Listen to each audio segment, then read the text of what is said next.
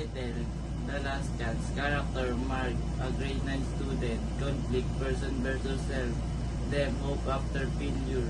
Sometimes, one piece of paper can make you question everything you believe about yourself. That happened to me. I have. My name is Mark. I used to think that if I tried my best, I would always succeed. But what is wrong?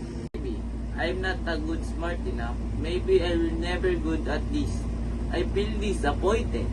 I feel is embarrassed. And most of all, I feel like giving up. The time I was not good enough, I asking myself, why should try again if I might fail again? That question stay in my mind. But then, I remember something. Failure is not the end.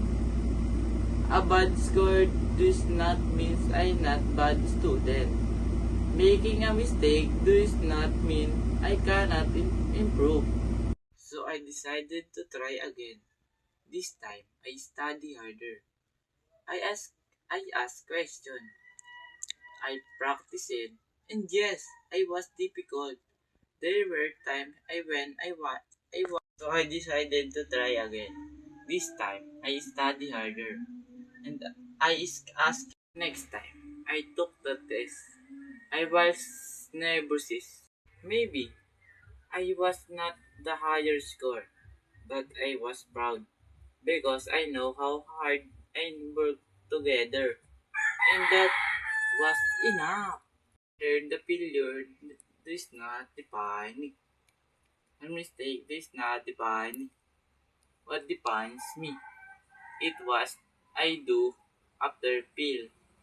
It I giving up or I can stand up.